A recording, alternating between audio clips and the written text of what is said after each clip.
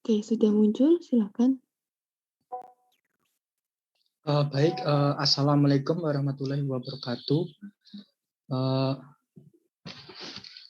Baik teman-teman, kami dari kelompok 11 yang beranggotakan satu Dimas Rahmat Saputra, yang kedua ada Dania Permatasari, yang ketiga ada Diko Saud. Di sini kami akan mempresentasikan tentang chapter mengenai meningkatkan pengambilan keputusan.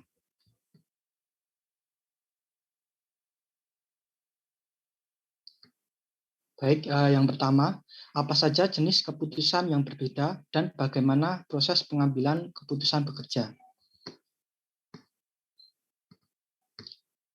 Nilai bisnis dari pengambilan keputusan yang lebih baik. Tabel 12.1, upaya untuk mengukur nilai moneter dari pengambilan keputusan yang lebih baik.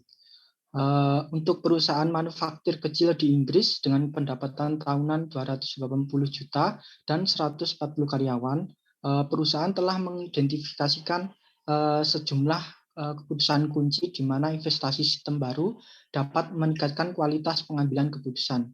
Tabel tersebut memberikan perkiraan nilai tahunan yang dipilih dalam bentuk penghematan biaya atau peningkatan pendapatan. Dari pengambilan keputusan yang lebih baik di area bisnis tertentu, kita dapat melihat dari tabel 12.1 bahwa keputusan dibuat di semua tingkat perusahaan dan bahwa beberapa dari keputusan ini bersifat umum, rutin, dan banyak. Meskipun nilai untuk meningkatkan suatu keputusan mungkin kecil, meningkatkan ratusan ribu keputusan kecil menambah nilai tahunan yang besar untuk bisnis. Ini merupakan tabel 12.1. Di sini ada beberapa contoh keputusan dengan pembuat keputusannya dan annual value-nya seperti itu. Selanjutnya ada jenis keputusan. Keputusan diklasifikasikan sebagai terstruktur, semi terstruktur, dan tidak terstruktur. Keputusan tidak terstruktur adalah keputusan di mana pembuat keputusan harus memberi penilaian, evaluasi, dan wawasan untuk memecahkan masalah. Masing-masing keputusan ini baru, penting, dan tidak rutin, dan tidak ada prosedur yang dipahami dengan baik atau disepakati untuk membuatnya. Keputusan terstruktur sebaliknya berulang dan rutin, dan melibatkan prosedur yang pasti untuk menanganinya, sehingga tidak harus diperlukan setiap kali seolah-olah itu baru. Banyak keputusan memiliki elemen dari kedua jenis keputusan dari semi struktur, di mana hanya sebagian dari masalah yang memiliki jawaban yang jelas yang disediakan oleh prosedur yang diterima. Secara umum, keputusan terstruktur lebih umum di tingkat organisasi yang lebih rendah, sedangkan masalah tidak terstruktur lebih umum di tingkat perusahaan yang lebih tinggi. Ini merupakan gambar figur 12.1. Di sini menjelaskan tentang karakteristik keputusan yang terstruktur, semi struktur, dan tidak terstruktur. Di sini kalau struktur biasanya diberikan kepada operational management atau individual employee and teams. Yang kalau semi struktur ada di middle management, yang tidak struktur itu biasanya senior management. Itu.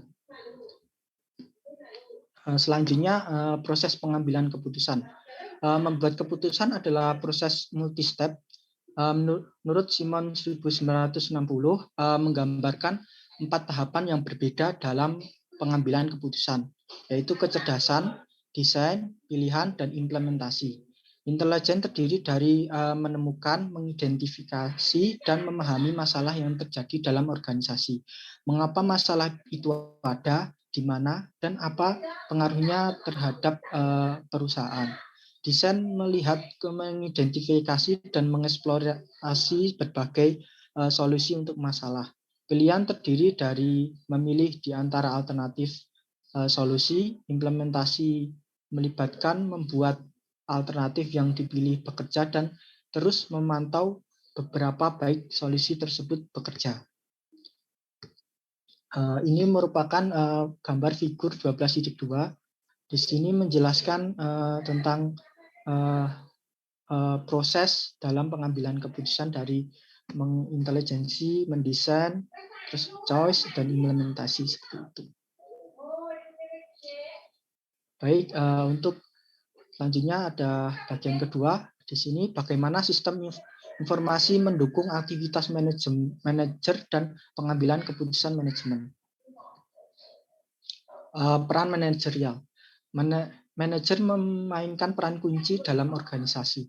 Tanggung jawab mereka berkisar dari membuat keputusan, menulis laporan, menghadiri rapat, hingga mengatur pesta ulang tahun. Kami dapat lebih memahami fungsi dan peran manajerial dengan memeriksa model klasik dan kontemporer dari perilaku manajerial. Menganalisis perilaku sehari-hari manajer. Henry Mintzberg menemukan bahwa itu dapat diklasifikasikan dalam 10 peran manajerial. Peran manajerial adalah harapan dari aktivitas yang harus dilakukan manajer dalam sebuah organisasi. Mintzberg menemukan bahwa peran manajerial ini jatuh ke dalam 3 kategori, yaitu interpersonal, informasional, dan keputusan. Yang pertama ada peran interpersonal. Manajer bertindak sebagai figur untuk organisasi ketika mereka mewakili perusahaan mereka ke dunia luar dan melakukan tugas simbolis seperti memberikan penghargaan karyawan dalam peran interpersonal mereka. Yang kedua ada peran informasional. Dalam peran informasional mereka manajer bertindak sebagai pusat saraf organisasi mereka, menerima informasi paling konkret dan terkini dan mendistribusikan kembali kepada mereka yang perlu menyadarinya. Manajer karena itu penyebar organisasi dan juru bicara untuk organisasi mereka. Yang ketiga ada peran keputusan. Manajer membuat keputusan. Dalam peran pengambilan keputusan mereka bertindak sebagai wirausahawan dengan memulai jenis kegiatan baru. Mereka menangani gangguan yang timbul dalam organisasi. Mereka mengalokasikan sumber daya kepada anggota staf yang membutuhkannya, dan mereka menegosiasikan konflik dan menengahi antara kelompok yang berkonflik. Selanjutnya ada pengambilan keputusan di dunia nyata. Kita sekarang melihat bahwa sistem informasi tidak membantu untuk semua peran manajerial.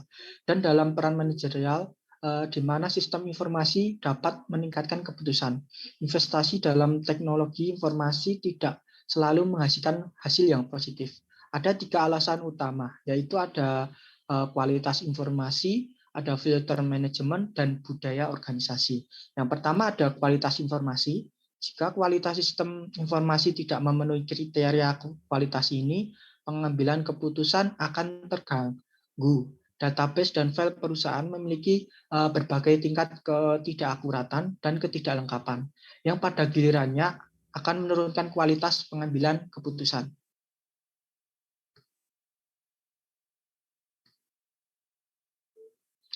Yang kedua ada filter manajemen.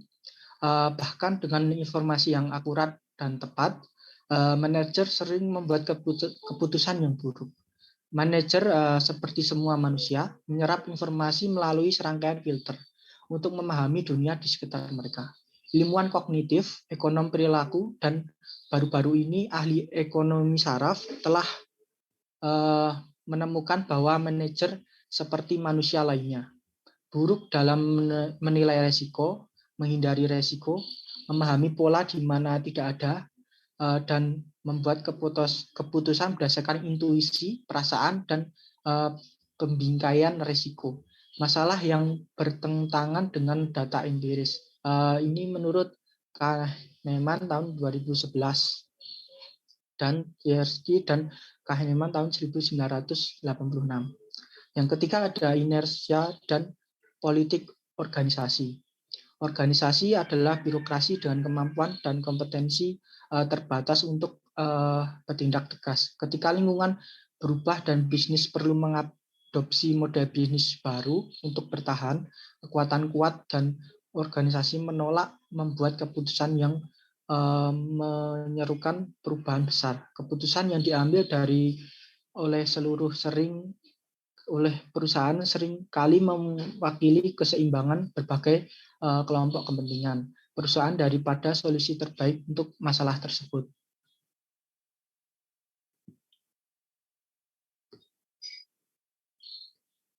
Baik, pengambilan keputusannya adalah pengambilan keputusan otomatis kecepatan tinggi. Saat ini banyak keputusan yang dibuat oleh organisasi, tidak dibuat oleh manajer atau manusia manapun. Misalnya ketika Anda memasukkan query ke dalam mesin pencari Google, Google harus memutuskan URL mana yang akan ditampilkan rata-rata dalam waktu sekitar setengah detik atau 500 milidetik. Kelas keputusan yang sangat terstruktur dan otomatis berkembang pesat.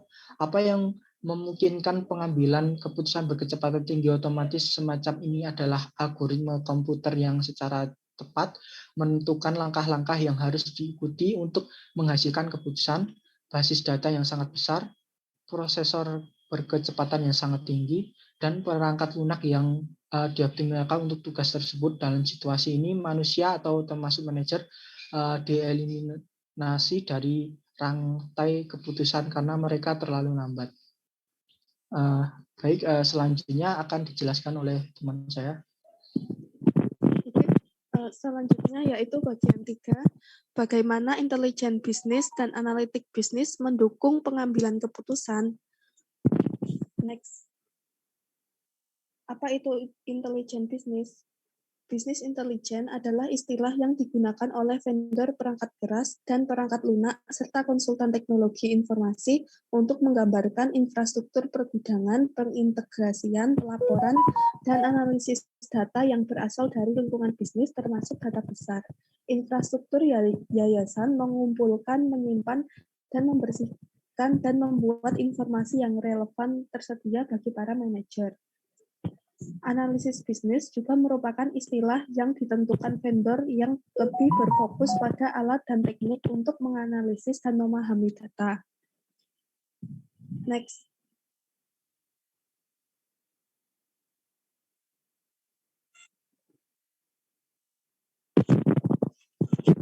Selanjutnya yaitu lingkungan intelijen bisnis. Ada 6 elemen dalam lingkungan intelijen bisnis. Yang pertama yaitu data dari lingkungan bisnis. Bisnis harus menangani kedua data, baik itu data terstruktur dan tidak terstruktur, dari berbagai sumber termasuk big data. Data perlu diintegrasikan dan diatur sehingga dapat dianalisis dan digunakan oleh pembuat keputusan manusia. Yang kedua yaitu infrastruktur intelijen bisnis. Landasan yang mendasari intelijen bisnis adalah sistem database yang kuat, menangkap semua data yang relevan untuk menjalankan bisnis. Data dapat disimpan dalam database transaksional atau digabungkan dan diintegrasikan ke dalam gudang atau seri data perusahaan dari data pasar yang saling terkait. Yang ketiga yaitu perangkat analitik bisnis. Seperangkat perangkat lunak yang digunakan untuk menganalisis data dan menghasilkan laporan, menanggapi pertanyaan yang diajukan oleh manajer, dan melacak kemajuan bisnis dengan menggunakan indikator utama kinerja. Next. Pengguna dan metode manajerial. Perangkat keras dan perangkat lunak intelijen bisnis hanya secerdas manusia yang menggunakannya. Manajer memaksakan urutan analisis data menggunakan berbagai metode manajerial yang mendefinisikan tujuan bisnis strategis dan menentukan bagaimana kemajuan akan diukur. Ini termasuk manajemen kinerja bisnis dan pendekatan balance scorecard, berfungsi pada indikator kinerja utama dan analisis strategis industri yang berfokus pada perubahan lingkungan bisnis secara umum dengan perhatian khusus pada pesaing. Tanpa pengawasan manajemen senior yang kuat, analisis bisnis dapat menghasilkan banyak informasi, laporan, dan layar online yang fokus pada hal-hal yang salah dan mengalihkan perhatian dari masalah yang sebenarnya. Yang kelima yaitu platform pengiriman MIS, DSS, ESS. Hasil dari intelijen bisnis dan analitik disampaikan kepada manajer dan karyawan dalam berbagai cara tergantung pada apa yang perlu mereka ketahui untuk melakukan pekerjaan mereka. MIS, DSS, dan ESS menyampaikan informasi dan pengetahuan kepada orang dan tingkatan yang berbeda di perusahaan, termasuk karyawan operasional, menengah, manajer, dan eksekutif senior. Di masa lalu, sistem ini tidak dapat berbagi data dan dioperasikan sebagai sistem independen. Hari ini, satu rangkaian perangkat keras dan perangkat lunak dalam bentuk paket intelijen bisnis dan analitik mampu mengintegrasikan semua informasi ini dan membawanya ke desktop manager atau platform seluler. Yang keenam yaitu antarmuka pengguna. Pengguna tidak lagi terikat dengan meja dan desktop mereka. Mereka sering belajar lebih cepat dan dari representasi visual data daripada dari laporan dengan kolom dan baris informasi. Perangkat lunak analitik bisnis pada masa kini menampilkan alat visualisasi data seperti grafik, bagan, dashboard, dan peta. Mereka juga mampu menyampaikan laporan di iPhone, iPad, dan perangkat genggam seluler lainnya, serta di web perusahaan. Next. Berikut ini figur 12.3 yang merupakan 6 elemen dari lingkungan intelijen bisnis yang sudah dijelaskan sebelumnya. Next. Selanjutnya yaitu kecerdasan bisnis dan kemampuan analisis. Ada 6 fungsi analitik yang diberikan sistem BI untuk mencapai tujuan ini. Yang pertama yaitu laporan produksi, yaitu laporan yang telah ditentukan sebelumnya berdasarkan persyaratan spesifik industri. Yang kedua yaitu laporan berparameter. Pengguna memasukkan beberapa parameter seperti dalam tabel pivot untuk menyaring data dan mengisolasi dampak parameter. Misalnya ketika kita ingin memasuki wilayah dan waktu tertentu untuk memahami bagaimana penjualan suatu produk bervariasi berdasarkan wilayah dan waktu. Jika Anda adalah Starbucks, Anda mungkin menemukan pelanggan itu di timur dan membeli sebagian besar kopi mereka di pagi hari. Sedangkan di barat laut, mereka membeli kopi di sepanjang hari. Temuan ini mungkin mengarah pada kampanye pemasaran dan iklan yang berbeda di setiap wilayah. Yang ketiga yaitu dashboard atau kartu skor, adalah alat visual untuk menampilkan kinerja data yang ditentukan oleh pengguna. Yang keempat yaitu permintaan pencarian atau pembuatan laporan ad hoc. Ini memungkinkan pengguna untuk membuat laporan sendiri berdasarkan query dan penelusuran. Yang kelima yaitu telusuri, adalah kemampuan untuk beralih dari ringkasan tingkat tinggi ke ringkasan lainnya tampilan rinci. Yang keenam yaitu perakiraan skenario model. Ini termasuk kemampuan untuk melakukan linear peramalan dan analisis skenario bagaimana jika dan analisis data menggunakan standar alat statistik. Next. Next. Ya. Selanjutnya yaitu analisis prediktif. Kemampuan penting dari analisis intelijen bisnis adalah kemampuan untuk memodelkan peristiwa dan perilaku di masa depan, seperti probabilitas bahwa pelanggan akan menanggapi tawaran untuk membeli produk. Analisis prediktif menggunakan statistik analisis, teknik pengembangan data, data historis, dan asumsi tentang kondisi masa depan untuk memprediksi tren masa depan dan pola perilaku. Variabel yang bisa diukur untuk memprediksi perilaku masa depan diidentifikasi. Misalnya asuransi perusahaan mungkin menggunakan variabel seperti usia, jenis kelamin, dan catatan mengemudi sebagai prediktor keselamatan mengemudi saat mengeluarkan polis asuransi mobil. Analisis prediktif sering diterapkan dalam berbagai aplikasi intelijen bisnis untuk penjualan, pemasaran, keuangan, deteksi penipuan, dan kesehatan. Salah satu aplikasi yang paling terkenal adalah credit scoring yang digunakan seluruh industri jasa keuangan. Saat kita mengajukan kartu kredit baru, model penilaian memproses riwayat kredit kita, aplikasi pinjaman, dan pembelian data untuk menentukan kemungkinan kita melakukan pembayaran kredit di masa depan secara tepat waktu. Next. Selanjutnya ada analisis big data. Analisis prediktif mulai menggunakan data besar dari pribadi dan publik sektor, termasuk data dari media sosial, transaksi pelanggan, dan output dari sensor dan mesin. Dalam e-commerce, banyak pengecer online memiliki kemampuan untuk membuat rekomendasi produk online yang dipersonalisasi kepada pengunjung situs web mereka untuk membantu merangsang pembelian dan memandu keputusan mereka tentang apa barang dagangan yang digunakan untuk persediaan. Namun, sebagian besar rekomendasi produk ini didasarkan pada perilaku kelompok pelanggan yang serupa, seperti mereka yang berpenghasilan tertentu atau yang berusia antara 18 sampai 25 tahun. Next. Di sektor publik, analitik data besar telah mendorong pergerakan menuju kota pintar yang memanfaatkan teknologi digital secara intensif untuk membuat keputusan yang lebih baik tentang menjalankan kota dan melayani penduduknya.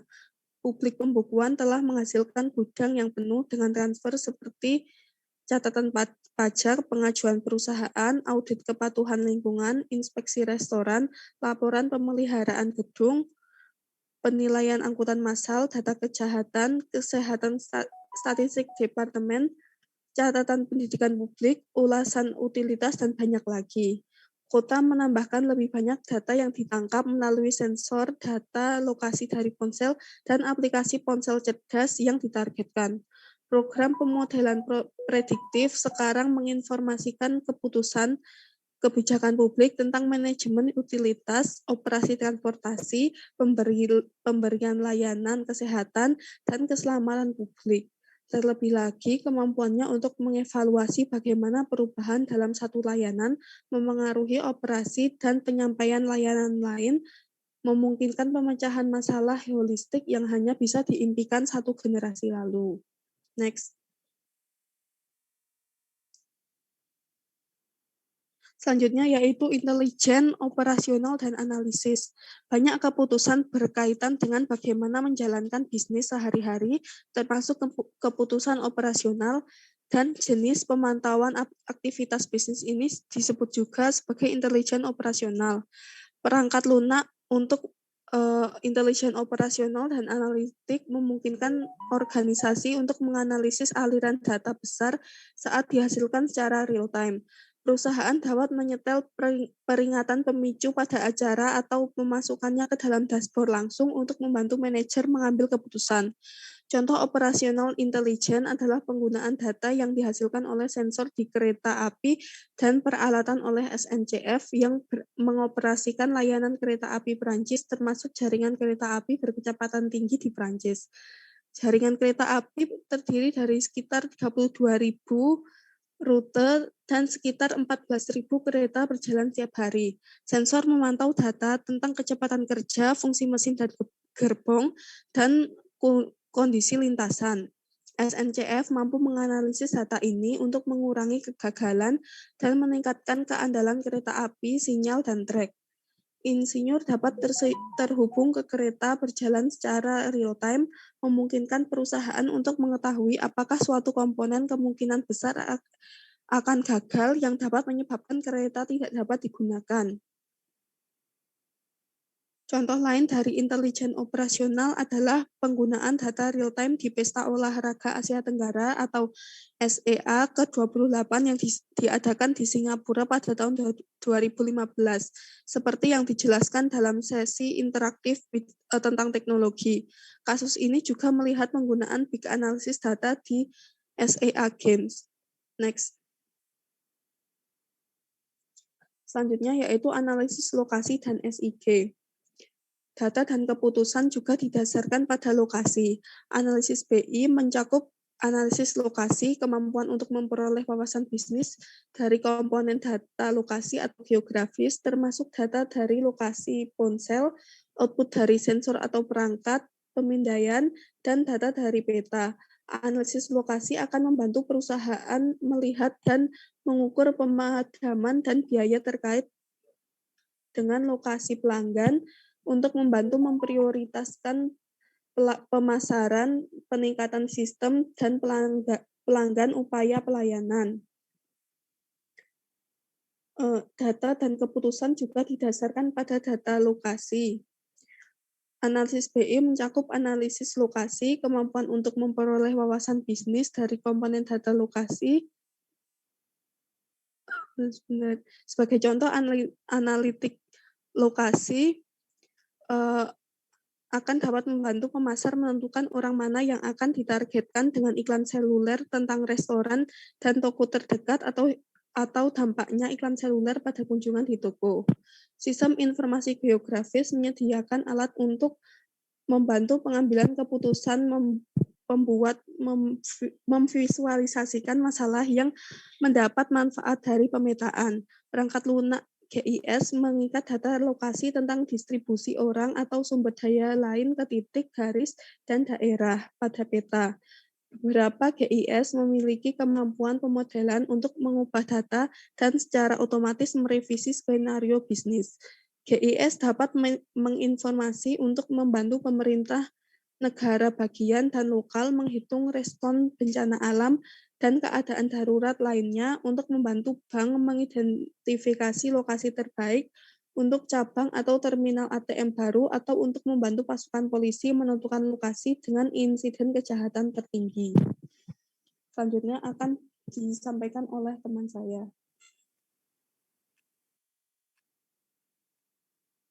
Baik, selanjutnya yaitu strategi manajemen pengembangan kemampuan bisnis intelligence dan bisnis analisis. Ada dua strategi berbeda untuk mengadopsi kemampuan bisnis intelligence dan bisnis analisis untuk organisasi. Solusi terpadu satu atap versus beberapa solusi vendor terbaik. Dalam strategi ini, Anda mengadopsi database dan solusi gudang data terbaik, dan pilih paket intelijen bisnis analitik dari vendor manapun yang diyakini terbaik. Solusi pertama membawa risiko bahwa satu vendor menyediakan perusahaan perangkat keras dan perangkat lunak, membuat perusahaan bergantung pada kekuatan harga, menawarkan keuntungan, berurusan dengan satu vendor yang dapat memberikan dalam skala global. Solusi kedua menawarkan lebih besar fleksibilitas dan kemandirian, tetapi dengan risiko potensi kesulitan mengintegrasikan perangkat lunak ke platform perangkat keras, serta perangkat lunak lainnya. Vendor selalu mengklaim perangkat lunak mereka kompatibel dengan perangkat lunak lain, tetapi kenyataannya adalah sangat sulit untuk mengintegrasikan perangkat lunak dari berbagai vendor. Next. Selanjutnya yaitu bagaimana pengambilan keputusan yang berbeda konstituen dalam organisasi menggunakan bisnis kecerdasan dan apa peran informasi. Next.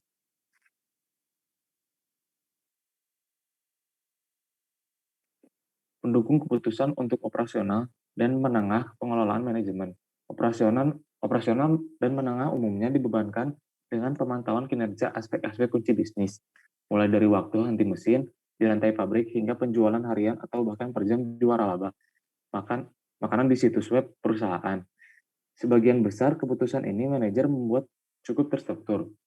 Sistem informasi manajemen atau SIM yang diperkenalkan di bab 2 biasanya digunakan oleh manajer menengah untuk mendukung jenis pengambilan keputusan ini. Semakin banyak, manajer menengah menerima laporan ini secara online dan dapat menanyakan data secara interaktif untuk mencari tahu alasan peristiwa sedang terjadi. Manajer di tingkat ini sering beralih ke laporan pengecualian yang hanya menyoroti kondisi luar biasa, seperti saat kuota penjualan untuk wilayah tertentu jatuh di bawah tingkat yang diantisipasi atau karyawan telah melampaui batas pengeluaran mereka dalam rencana perawatan yang tinggi. Next. Selanjutnya dukungan untuk keputusan semi terstruktur. Beberapa manajer adalah super user dan analisis bisnis yang tajam yang ingin membuat laporan mereka sendiri dan menggunakan analitik dan model yang lebih canggih untuk menemukan pola dalam data, untuk memodelkan skenario bisnis alternatif, atau untuk menguji hipotesis tertentu. Sistem pendukung keputusan adalah platform pengiriman bisnis intelijen untuk kategori pengguna ini dengan kemampuan untuk mendukung keputusan semi terstruktur. Sistem pendukung keputusan lebih mengandalkan pemodelan daripada MIS, menggunakan model matematis atau analisis untuk melakukan analisis atau jenis analisis lainnya. Analisis what if bekerja maju dari kondisi yang diketahui atau diasumsikan, memungkinkan memungkinkan pengguna untuk bervariasi nilai-nilai tertentu untuk menguji hasil, untuk memprediksi hasil jika perubahan pada nilai-nilai tersebut. Next. Selanjutnya yaitu pendukung keputusan untuk manajemen senior, seimbang kartu skor dan manajemen kinerja. Perusahaan metode tujuan dari sistem pendukung eksekutif atau ESS adalah untuk membantu manajer eksekutif tingkat C fokus pada kinerja yang sangat penting, informasi yang mempengaruhi keseluruhan profitabilitas dan keberhasilan perusahaan. Di sana terdapat dua bagian untuk mengembangkan SSS. Pertama, memerlukan metodologi untuk memahami dengan tepat apa yang dimaksud dengan informasi kinerja yang sangat penting. Untuk perusahaan tertentu yang dibutuhkan eksekutif, dan kedua, perlu mengembangkan sistem yang mampu memberikan informasi ini kepada orang yang tepat secara tepat waktu. Next. Berikut adalah figur 12.7, The Balance Scorecard Framework. Balance Scorecard Framework adalah kerangka kerja untuk mengoperasionalkan rencana strategis perusahaan dengan berfokus pada hasil yang terstruktur pada 4 dimensi kinerja perusahaan, yaitu keuangan, proses bisnis, pelanggan, dan pembelajaran dan pertumbuhan. Kinerja pada setiap dimensi diukur menggunakan kinerja utama indikator, yang merupakan langkah-langkah yang diusulkan oleh manajemen senior untuk memahami seberapa baik kinerja perusahaan sepanjang dimensi tertentu. Misalnya salah satu indikator utama seberapa baik perusahaan retail online bertemu tujuan kinerja pelanggannya adalah rata-rata lamanya waktu yang dibutuhkan untuk mengirim paket ke konsumen. Next.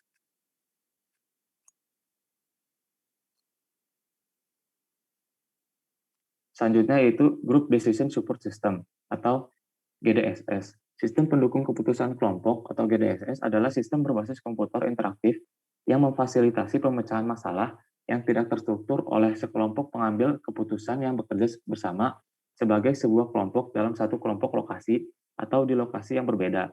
Awalnya, GDSS membutuhkan ruang konferensi khusus dengan perangkat keras dan perangkat lunak untuk mendokumentasikan dan meningkatkan ide.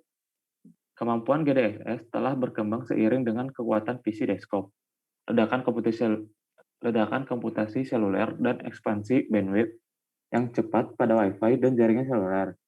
Ruang khusus untuk kolaborasi dapat diganti dengan ruang kolaborasi virtual yang jauh lebih murah dan fleksibel yang dapat menghubungkan karyawan yang berpindah-pindah dengan rekan kerja di kantor, duduk di desktop dalam lingkungan video dan audio berkualitas tinggi. Next. Sekian dari kelompok kami. Apakah ada yang ingin ditanyakan?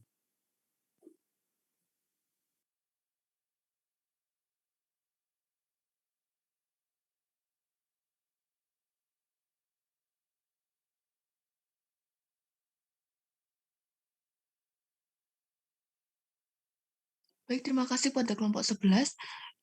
Bagi teman-teman yang ingin bertanya, bisa ditulis di kolom chat ya.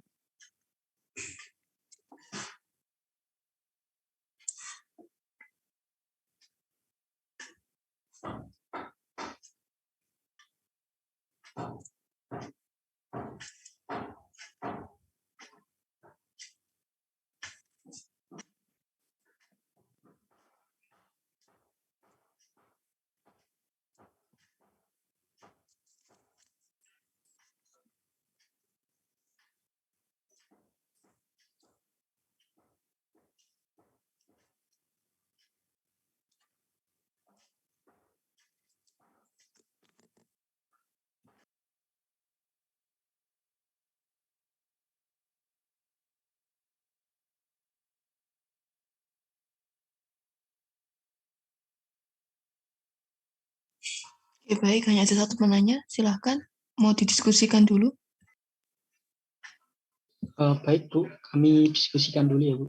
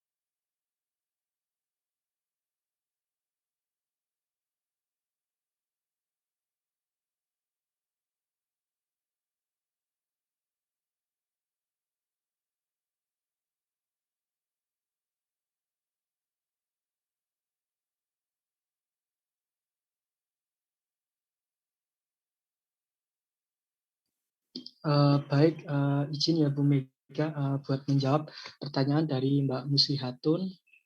Di sini Mbak Musli bertanya, tadi di PPT telah dijelaskan bahwa jenis keputusan itu ada keputusan terstruktur, semi terstruktur, dan tidak terstruktur.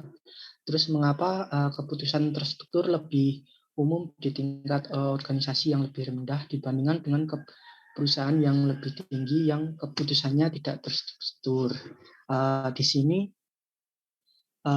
menurut kelompok kami keputusan terstruktur itu adalah keputusannya bersifat berulang-ulang, rutin, dan dipahami dengan baik sehingga dapat didelegasikan kepada pegawai dengan tingkat yang lebih rendah. Contoh dari keputusan ini seperti keputusan pembelian bahan baku untuk persediaan, pemberian cuti, seperti itu. Keputusan yang terstruktur seperti ini kan bisa diotomatisasikan ya. Jadi keputusan terstruktur dapat didelegasikan kepada pegawai dengan tingkatan yang lebih rendah. Terus untuk keputusan yang tidak terstruktur, biasanya keputusan-keputusan tidak terstruktur ini berkaitan dengan persoalan yang cukup sulit karena banyak parameter yang tidak diketahui atau belum diketahui oleh pihak perusahaan. Oleh karena itu, untuk mengambil keputusan ini biasanya berdasarkan intuisi serta pengalaman. Jadi berdasarkan hal tersebut, biasanya untuk keputusan yang tidak terstruktur di sini lebih kepada pelaku atau manajer senior seperti itu. Terima kasih. Gimana Mbak, sudah menjawab apa belum? Baik, terima kasih Mas Dimas sudah dapat diterima. Terima kasih Mas Dimas dan kelompok. Sama-sama Mbak.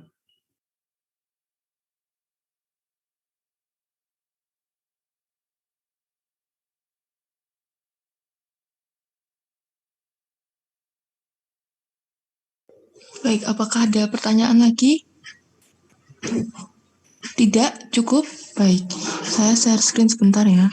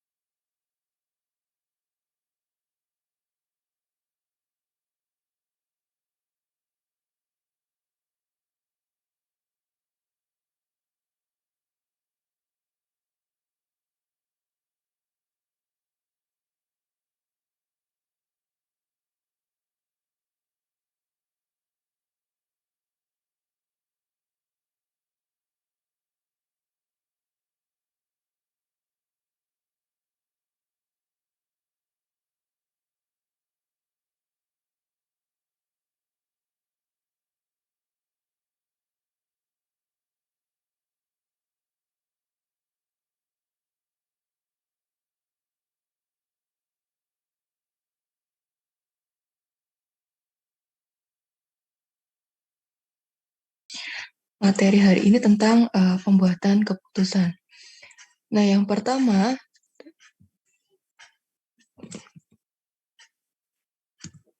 kita akan membahas terkait dengan jenis-jenis dari keputusan itu sendiri. Perlu teman-teman ketahui yang namanya setiap organisasi tentu kan dia melakukan yang namanya proses pengambilan keputusan, terus dia juga melakukan proses pengelolaan sumber dayanya secara tepat, menentukan alternatif solusi kalau misalkan ada masalah, dan sebagainya. Nah, dalam proses pembuatan keputusan tersebut, tentu memerlukan yang namanya data, informasi, knowledge yang telah dikelola oleh suatu sistem informasi manajemen yang dimiliki oleh suatu perusahaan, seperti itu. Nah, kalau kita membahas terkait dengan jenis-jenis keputusan, secara garis besar, keputusan tersebut bisa dikategorikan menjadi 3. Yang pertama ada yang namanya keputusan tidak terstruktur, terus ada keputusan semi terstruktur, ada keputusan yang terstruktur. Kalau keputusan terstruktur di beberapa literatur atau di beberapa buku itu juga ada yang menyebutkan sebagai yang namanya keputusan terprogram. Terus kalau keputusan tidak terstruktur ada juga yang mengatakan bahwa dia itu keputusan yang keputusan tidak terstruktur itu adalah keputusan yang tidak terprogram. Kalau keputusan yang terstruktur itu adalah keputusan yang terprogram, seperti itu. Nah, sekarang kita akan bahas dulu ya. Yang pertama terkait dengan keputusan yang tidak terstruktur. Jadi, keputusan yang tidak terstruktur ini pada dasarnya dia merupakan keputusan yang dibuat tidak didasarkan pada prosedur atau aturan spesifik. Karena biasanya keputusan yang tidak terstruktur itu merupakan hal yang masalah-masalah yang dibahas itu merupakan hal-hal yang sifatnya baru seperti itu atau belum pernah dialami sebelumnya oleh suatu perusahaan. Jadi memang memang permasalahan ini tuh sifatnya bukan hal yang repetitif atau bukan hal yang berulang seperti itu. Nah, biasanya kalau keputusan yang tidak terstruktur ini, dia itu sifatnya lebih rumit. Dan karena dia sifatnya lebih rumit, tentu dia butuh yang namanya kompetensi khusus untuk bisa menyelesaikannya. Makanya biasanya keputusan yang tidak terstruktur ini, dia diambil oleh top manajemen. Dan juga para konsultannya yang memang mereka itu diasumsikan punya skill yang tinggi, punya kemampuan kognitif yang tinggi, seperti itu. Nah, biasanya, contoh dari keputusan tidak terstruktur itu antara lain adalah misalkan ya, ketika ada suatu perusahaan itu memutuskan apakah mereka itu akan tetap bersaing pada industri tersebut, ataukah mereka akan keluar dari industri tersebut, seperti itu. Atau keputusan terkait dengan apakah mereka akan melakukan inovasi ataukah tidak. Terus yang berikutnya itu ada keputusan semi terstruktur. Nah, kalau keputusan semi terstruktur ini adalah sebagian dari permasalahannya terdapat jawaban yang jelas dan menggunakan prosedur yang ada. Terus yang terakhir ada keputusan terstruktur. Nah, keputusan terstruktur itu dia adalah keputusan yang dia dijalankan secara rutin tanpa ada persoalan-persoalan yang sifatnya itu krusial atau urgent banget. Nah, jadi intinya kalau keputusan terstruktur ini pengambilan keputusannya itu dilakukan hanya berusaha untuk membuat pekerjaan yang dikerjakan tersebut itu berjalan dengan baik dan juga stabil.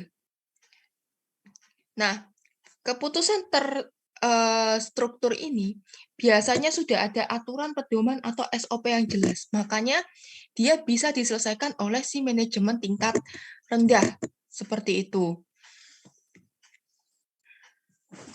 Nah, jadi saya akan simpulkan ya, apa sebetulnya perbedaan utama antara keputusan yang terstruktur dan tidak terstruktur.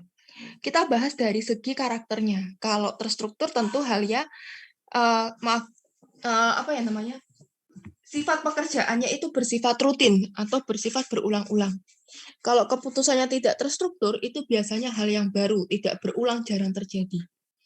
Terus SOP-nya, kalau keputusan terstruktur tentu sudah ada. Kalau keputusan tidak terstruktur, karena tadi hal yang baru, dia tidak ada SOP-nya. Nah, kalau terkait dengan teknik pengambilan keputusannya, keputusan yang terstruktur itu biasanya akan didasarkan pada kebiasaan, rutinitas yang sudah ada, dan sebagainya. Kalau keputusan tidak terstruktur, tadi dia kan butuh yang namanya kreativitas, inovasi, intuisi, dan sebagainya. Dan kalau kita bahas dari tingkat risikonya, biasanya tingkat rasionalitasnya untuk keputusan yang terstruktur itu tingkat resikonya lebih rendah. Kalau keputusan tidak terstruktur karena dia tadi hal yang baru, tentu tingkat resikonya akan cenderung lebih tinggi.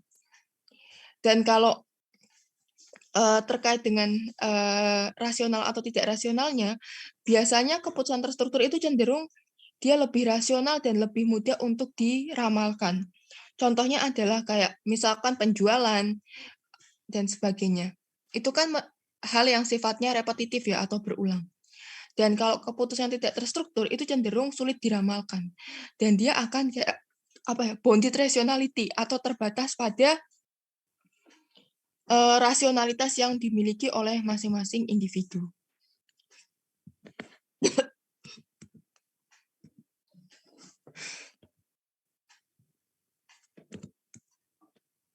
Oke, di sini terkait dengan proses dari pembuatan keputusannya. Nah, kalau kita membahas terkait dengan proses dari pembuatan keputusan, di sini ada beberapa tahapan yang perlu dilalui oleh suatu organisasi atau suatu perusahaan dalam membuat keputusan. Proses pertama itu merupakan proses aktivitas intelijen. Jadi proses intelligence ini adalah proses pengumpulan informasi yang memang dia tujuannya adalah untuk bisa mengidentifikasi permasalahan. Terus yang kedua adalah proses desain. Pada tahapan ini nanti adalah organisasi itu mulai kayak merancang solusi terhadap masalah yang ada. Nah, biasanya di tahapan desain ini suatu permasalahan itu akan dikaji atau akan dibahas melalui berbagai point of view atau berbagai alternatif pemecahan masalah yang ada. Terus yang berikutnya adalah tahapan choice. Kalau tahapan choice ini adalah tahapan nanti perusahaan itu akan nge-review atau mengkaji lebih lanjut lagi terkait dengan kelebihan dan juga kekurangan dari masing-masing alternatif yang ada. Dan setelah nanti mereka mengkaji kelebihan dan kekurangannya, mereka akan memilih alternatif yang terbaik tersebut. Berikutnya adalah tahapan implementasi. Jadi tahapan implementasi ini adalah nanti tahapan pengambilan keputusan dan juga melaksanakan dari keputusan tersebut.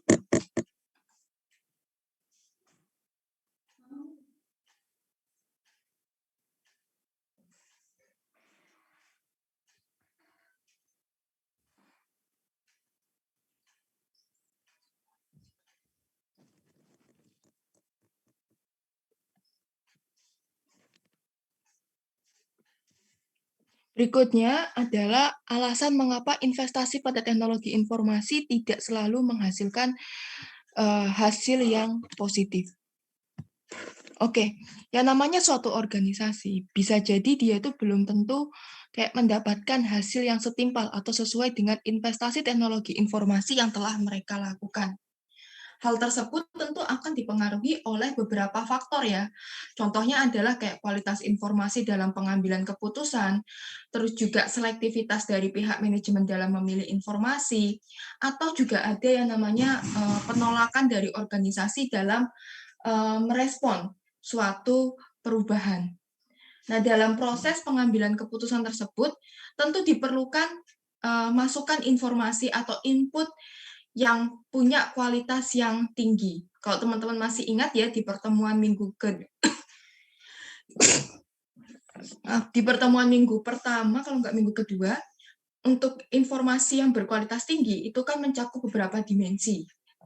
Dimensi yang pertama adalah terkait dengan akurasi, terus juga integritas, konsistensi, kelengkapan, validitas, aksesibilitas, terus juga relevansi waktu, dan sebagainya. Nah, tidak adanya satu atau lebih dimensi dari informasi tersebut tentu juga akan berdampak pada kualitas informasi yang dihasilkan dalam pengambilan keputusan. Nah, informasi yang dia itu punya kualitas yang tinggi, tentu diharapkan bisa memberikan nilai tambah dalam suatu rantai proses bisnis, sehingga nanti bisa membantu bagi suatu organisasi dalam mencapai tujuan yang diharapkan. Makanya, di suatu organisasi itu perlu ada kemampuan yang memadai untuk bisa kayak melakukan integrasi antara teknologi informasi yang menyesuaikan dengan kebutuhan dari suatu organisasi. Selanjutnya, manajemen itu diharapkan juga mampu untuk mempertimbangkan informasi yang digunakan. Maksudnya, informasi yang dapat memberikan nilai tambah, sehingga nanti diharapkan tidak menimbulkan yang namanya bias, dan juga tidak tidak subjektif ya dalam proses pengambilan keputusannya tersebut. Nah, investasi pada teknologi informasi itu tentu bisa berdampak pada perubahan yang cukup signifikan bagi suatu organisasi. Dan bisa jadi nanti akan ada yang namanya suatu resistensi atau penolakan terhadap perubahan tersebut. Nah, penolakan tersebut itu biasanya bisa disebabkan dari yang pertama, kesiapan SDM dalam menggunakan teknologi informasi. Nah, kesiapan ini juga nanti termasuk yaitu persepsi dari SDM, bahwasannya mereka kalau ada teknologi baru, mereka butuh usaha yang kuat untuk belajar, dan mereka perlu mendedikasikan waktu yang lebih banyak lagi untuk belajar teknologi yang baru tersebut. Terus juga adanya ketakutan dari SDM tersebut, bahwasanya nanti teknologi informasi akan nge-replace atau akan menggantikan mereka. Makanya yang namanya organisasi tentu perlu, kayak dia itu menyiapkan suatu kebijakan, terus dia juga membuat budaya mutu, melakukan pemberdayaan untuk bisa menjamin SDM dalam menggunakan teknologi informasi. Karena bagaimanapun juga ya namanya teknologi informasi itu nggak bisa dijalankan tanpa adanya peranan dan dukungan dari SDM di suatu organisasi.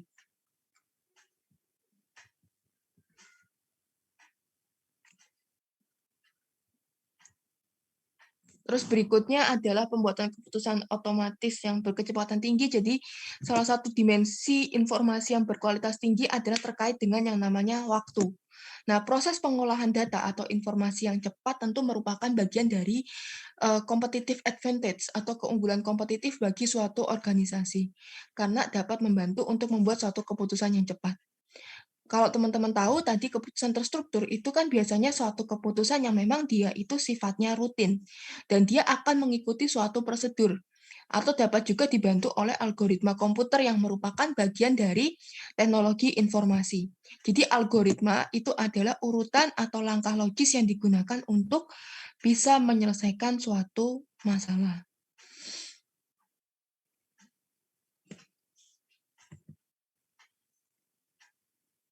Berikutnya di sini organisasi intinya itu bisa menggunakan intelijen dan juga analitik bisnis untuk mendukung dalam proses pengambilan suatu keputusan. Nah, organisasi itu dia bisa data yang tidak terstruktur yang nanti bisa diambil dari lingkungan di mana operasi seperti itu. Nah, nanti data atau informasi tersebut nantinya akan ditangkap, diolah, dan juga akan disimpan ke dalam infrastruktur intelijen bisnis. Atau kalau teman-teman masih ingat, akan disimpan ke dalam suatu database. Yang mana nanti data tersebut bisa didistribusikan atau bisa diakses oleh pihak-pihak yang memang punya kepentingan. Nah, data atau informasi dalam infrastruktur intelijen bisnis ini tentu akan diolah melalui seperangkat analitik bisnis yang akan menggunakan model statistik, data mining, dan sebagainya. Nah, dari hasil pengolahan tersebut nantinya bisa digunakan untuk perusahaan melihat kinerjanya, melakukan forecasting, melihat balance scorecard-nya, Jadi balance scorecard ini bisa digunakan untuk kayak merancang strategi bisnis bagi suatu organisasi seperti itu.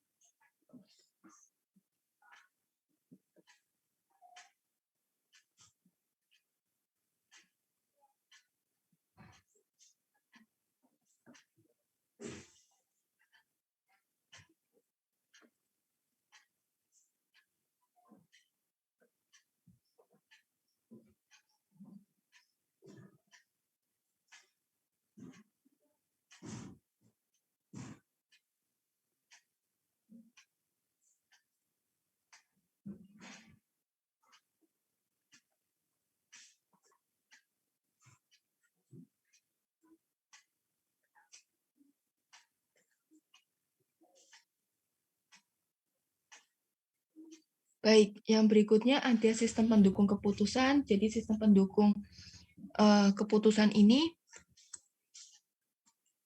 merupakan bagian dari sistem informasi manajemen yang dia menggunakan model matematika ataupun analisis kuantitatif seperti analisis what if, analisis sensitivitas, dan juga analisis multidimensi. Kita akan bahas dulu yang pertama terkait dengan analisis sensitivitas. Jadi analisis sensitivitas itu akan menentukan bagaimana nilai yang berbeda dari variabel independen akan mempengaruhi variabel dependen tertentu di bawah serangkaian asumsi yang diberikan. Jadi dengan kata lain, analisis sensitivitas ini akan mempelajari terkait dengan bagaimana dari berbagai sumber ketidakpastian dalam suatu model matematis itu akan berkontribusi pada ketidakpastian model secara keseluruhan. Nah, analisis sensitivitas ini biasanya banyak sekali digunakan dalam dunia bisnis dan juga bidang-bidang ekonomi. Biasanya analisis sensitivitas ini juga dikenal sebagai yang namanya analisis what if atau simulasi seperti itu.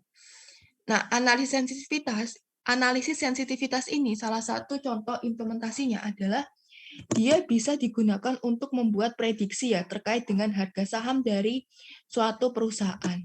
Kalau teman-teman ketahui, kan ada beberapa variabel ya atau beberapa faktor yang memang bisa mempengaruhi harga saham.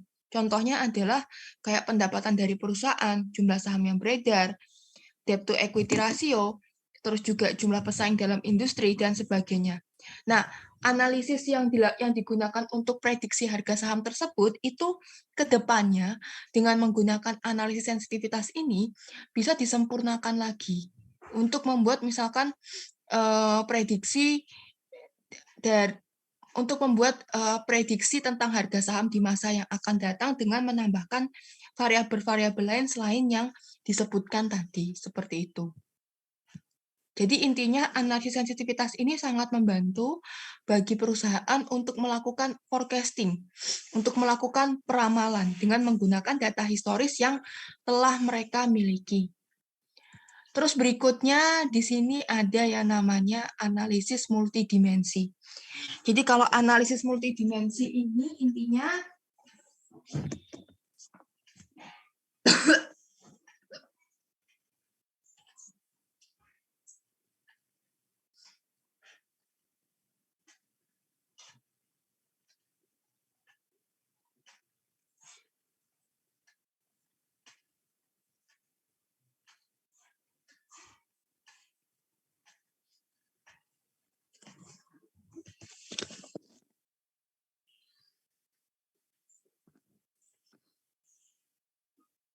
bentar ya, Maaf.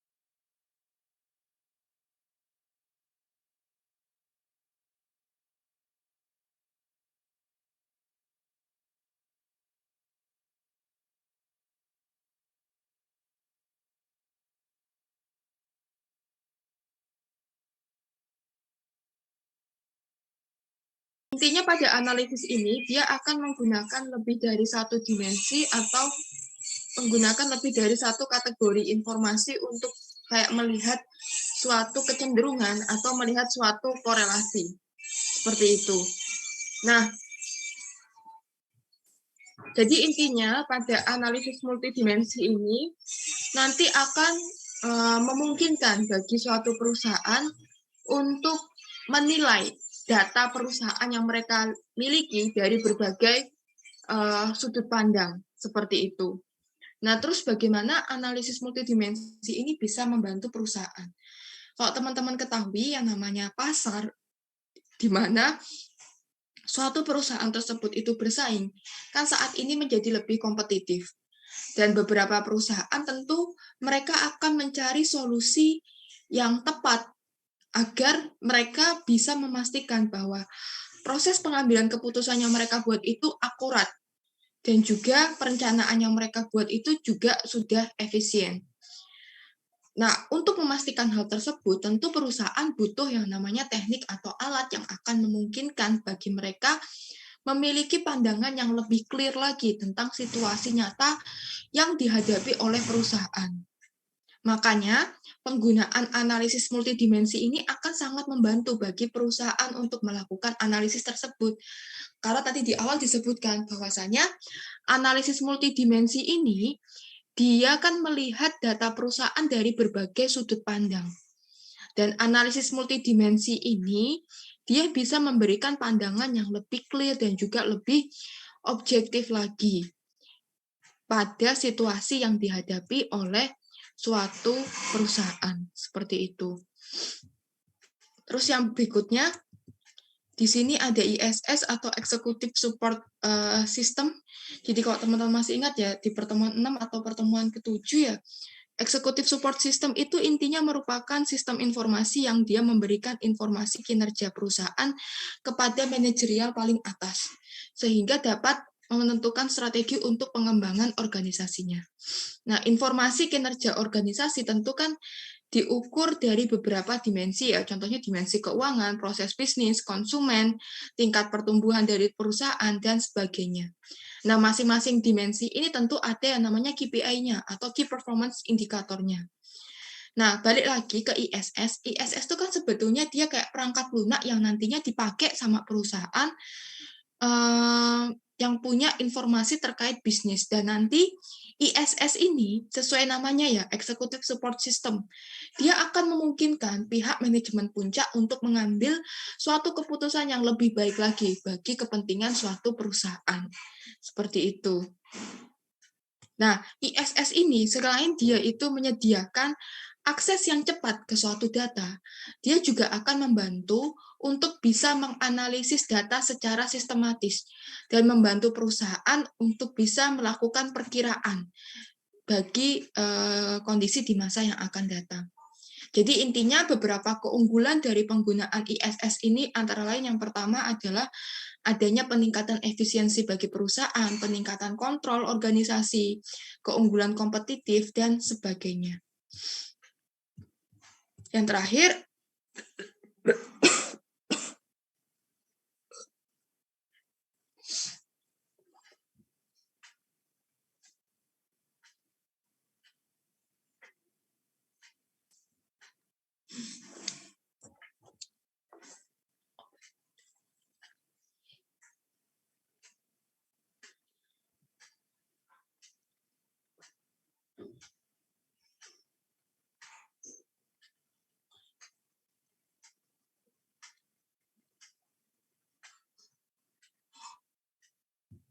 Mas, ambilin obatnya sama air minum sekalian, Mas. Namanya BSC ya, atau Balance Scorecard. Jadi BSC ini intinya mengacu pada metrik kinerja manajemen strategis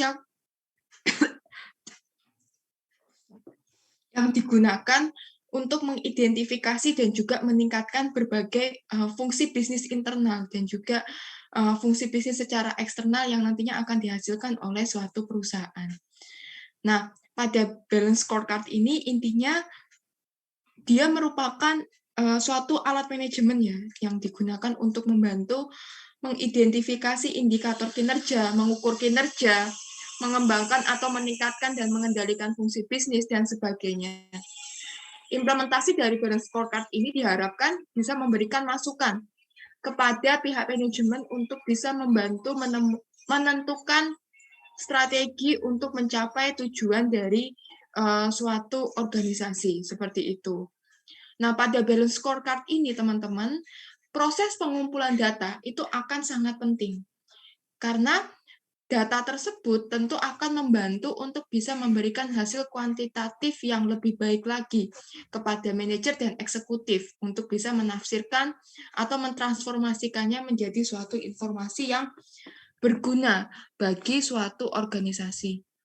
Dan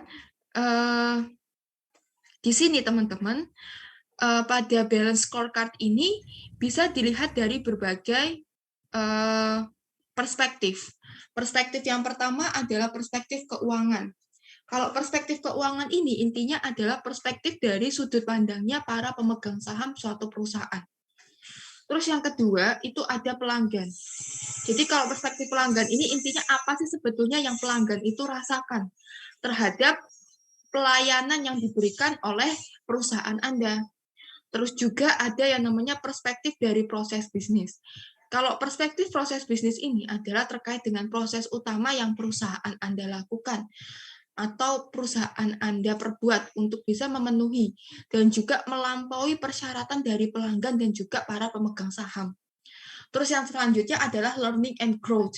Nah, kalau perspektif yang terakhir ini, learning and growth ini adalah bagaimana perusahaan ini nanti akan mendorong ke perubahan yang berkelanjutan dan adanya proses peningkatan bagi kemajuan dari suatu organisasi.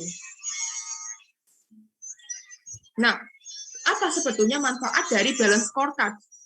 Keuntungan yang paling utama dari penggunaan Balance Scorecard ini adalah kemampuannya untuk bisa membawa suatu informasi ke dalam suatu laporan. Dan Balance Scorecard ini juga memungkinkan bagi suatu perusahaan untuk bisa melacak kinerja perusahaan dalam memberikan layanan kepada pelanggan. Balance Scorecard ini juga bisa digunakan untuk melacak terkait dengan kinerja keuangan bagi suatu perusahaan. Intinya Balance Scorecard ini akan membantu untuk memungkinkan perusahaan mengenali dan juga mengurangi inefisiensi yang terjadi, terus juga memfasilitasi komunikasi yang efektif dan konsisten kepada pihak-pihak yang terdapat di suatu organisasi, dan juga Balance Scorecard ini salah satu fungsi utamanya adalah memastikan adanya keselarasan yang terdapat di seluruh organisasi. Seperti itu. Sampai sini, apakah ada yang ingin ditanyakan kembali? Satu, kita ketemu lagi ya. Nanti akan ada 2 kelompok yang presentasi. Itu kayaknya di RPS saya kelebihan materinya deh. Soalnya habis pertemuan 7 kok nggak langsung UTS ya. Malah ada pertemuan ke-8. Jadi nanti teman-teman ikuti aja materi di pertemuan minggu ke-14 dan minggu ke... iya ya, nantinya saya japri ke Mbak Supo sih biasanya. Auliana Bu saya, Bu. Iya, ke Mbak Auliana aja ya. Iya. Ya, baik.